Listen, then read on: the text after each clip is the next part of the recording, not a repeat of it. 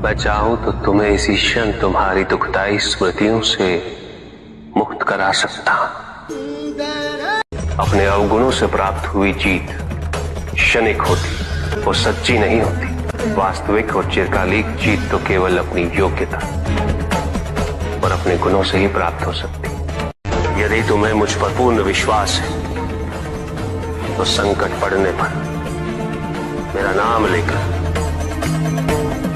हर संभव प्रयास करने का सामर्थ्य अवश्य पाओगे। क्या नजर आ रहा है? वो ब्लैक डॉट और क्या? एग्जैक्टली। इतना बड़ा व्हाइट बोर्ड तुम्हारे सामने है, लेकिन तुम्हारा ध्यान सिर्फ इस काले डॉट पर गया। यही तुम्हारा प्रॉब्लम है। 100 अच्छी चीजें हो जाएं, लेकिन अगर एक चीज खराब हो तो तुम्हारा ध्यान। क्षमा कीजिएगा महादेव, आपकी पूजा आरंभ ही करने वाला था कि मेरी दृष्टि इन दोनों पर पड़ी। तन ढकने के लिए वस्त्र नहीं थे। इस बालक ने कब से आहार ग्रहण नहीं किया। आपको अर्पित करने के लिए मैं जो भी लाया था, मैंने इन्हें समर्पित कर दिया है। किंतु आपने इन्हें जो कुछ भी अर्पित किया वो मुझे ही अर्पित हुआ है नारायण। एक भक्त सदैव ये जानकर विश्राम करे कि कोई है जो सदैव उसका ध्यान रखता है। विकल्प बहुत मिलेंगे रास्ता भटकाने के लिए, पर संकल्प एक ही काफ़ी है मंजिल को पाने के लिए। किसी के वर्तमान को देखकर उसके भविष्य का मजाक मत उड़ाओ, क्योंकि समय में इतनी शक्ति है कि वो कोयले को भी धीरे धीरे हीरे में बदल देता है।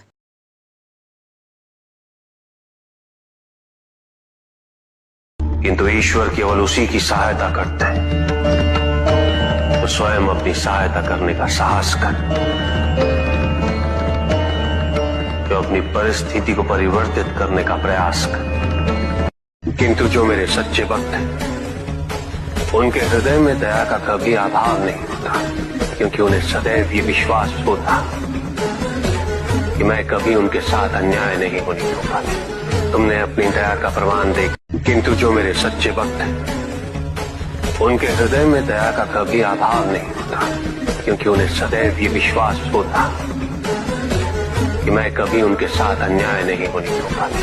तुमने अपनी दया का प्रमाण दे। इस संसार में पुरुष तत्व का जन्म मुझसे ही हुआ है। एक साथ नहीं रहने के पश्चात हमारे तत्व सृजनात्मक भाव में इस संसार में विविध रूप में उपस्थित है।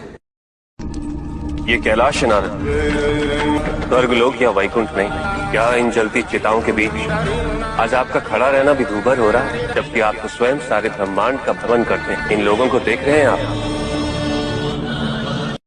आपने हमारे गुरुजी के आसन पर बैठने का दुस्साहस भी कैसे किया? ये सब तो भारी दिखावा है। बोला इससे आपको क्या प्राप्त होगा? कदाचित आपने गुरु का चयन। किंतु हमारा एक प्रश्न है। पूछो पुत्री। क्या विष धारण करना आवश्यक था?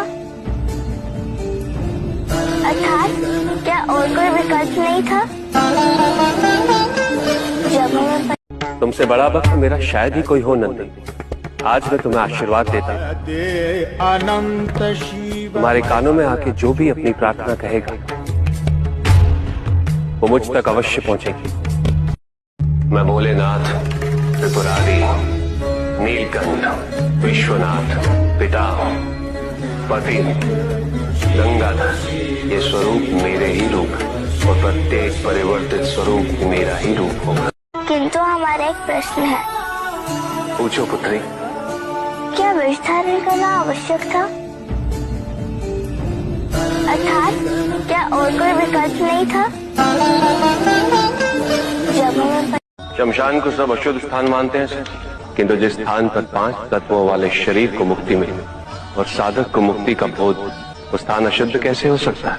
ये शमशान प्रतीक है कि शरीर के बंधनों से मुक्त होने के पश्चात ही कोई कैलाश शमशान को सब अशुद्ध स्थान मानते हैं सर, किंतु जिस स्थान पर 5 तत्वों वाले शरीर को मुक्ति मिली और साधक को मुक्ति का बोध, वो स्थान अशुद्ध कैसे हो सकता है? ये शमशान प्रतीक है कि शरीर के बंधनों से मुक्त होने के पश्चात ही कोई कैलाश।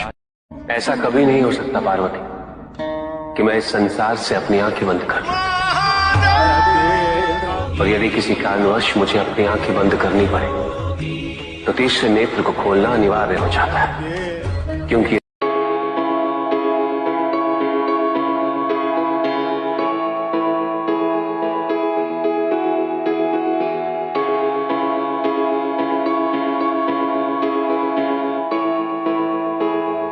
एक बात तुम सब याद रखना, समय इंसान को सफल नहीं बनाता, समय का सही इस्तेमाल इंसान को सफल बनाता है।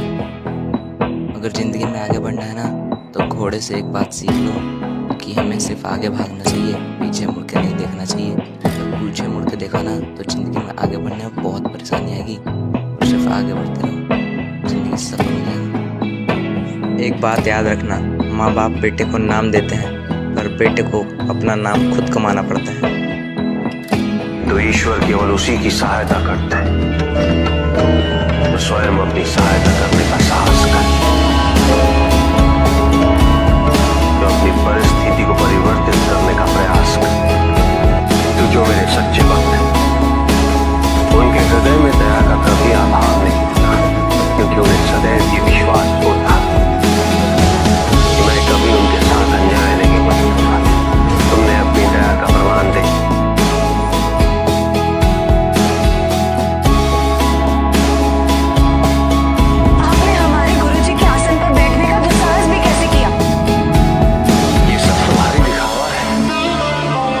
इससे आपको क्या प्राप्त होगा?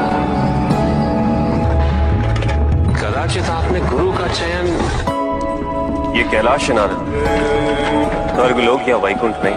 क्या इन जलती चिताओं के बीच आज आपका खड़ा रहना भी दूभर हो रहा है, जबकि आप तो स्वयं सारे ब्रह्मांड का भ्रमण करते हैं। इन लोगों को देख रहे हैं आप। तुमसे बड़ा भक्त मेरा शायद ही कोई हो नंदी। आज मैं तुम्हें आशीर्वाद देता हूं, तुम्हारे कानों में आके जो भी अपनी प्रार्थना कहेगा वो मुझ तक अवश्य पहुंचे। शमशान को सब अशुद्ध स्थान मानते हैं, किंतु जिस स्थान पर 5 तत्वों वाले शरीर को मुक्ति मिली और साधक को मुक्ति का बोध, तो स्थान अशुद्ध कैसे हो सकता है? ये शमशान प्रतीक है कि शरीर के बंधनों से मुक्त होने के पश्चात ही कोई कैलाश। पूछो पुत्री, क्या वृथा निकलना आवश्यक था? अर्थात क्या और कोई विकल्प नहीं था? सारा पूरा जिंदगी मोह माया के पीछे भागते रहे। लोग भूल जाते हैं सर कि कहाँ लेकर आए थे, कहाँ लेकर जाओगे, मिट्टी से निकले थे, मिट्टी में मिल जाओगे।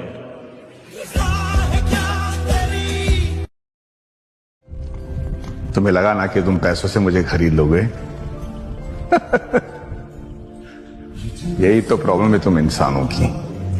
जब पैसे नहीं होते ना तो भगवान से भीख मांगते हो कि पैसे दे दो, पैसे दे दो, और जब पैसे आ जाते हैं तो पैसा कोई भगवान बना देते। धन, हवस, लालच, ये सब तुच्छ इंसानों के तुच्छ शौक हैं, कमजोरियां हैं। मैं वो ही हूं जो सबका और सब में एक ही हूं। अपनी भूल का आभास होना और उसे स्वीकार करना, ये सबसे बड़ा प्रायश्चित होता है। जिन्हें स्वयं अपने अपराध का बोध होता है वो उसका औचित्य सिद्ध करने हेतु कभी प्रयास नहीं करते, अपितु वो तो अपनी भूल को नम्रता से स्वीकार करते और सदैव प्रस्तुत रहते हैं उसका दंड भुगतने के। भक्ति मुक्ति का आधार है, और मुक्ति तो केवल समर्पण से ही संभव होगी। और समर्पण के लिए पुष्प नहीं, स्वर्ण नहीं, आभूषण भी नहीं, रत्न नहीं, धन नहीं, विधि विधान नहीं, केवल अपने मन को अर्पित करना अनिवार्य है। त्याग और उपलब्धि एक ही सिक्के के दो पहलू हैं। हर हर महादेव। जिंदगी का सफ़र एक अजीब सा है जिसे हम समझ ही नहीं पाते हैं। जो मनुष्य त्याग करता है और दुख मनाता है उसने त्याग किया ही नहीं। सच्चा त्याग सुखद होता है, मनुष्य को ऊंचा ले जाता है। वही असली त्यागी है जिसने अच्छा त्याग किया हो।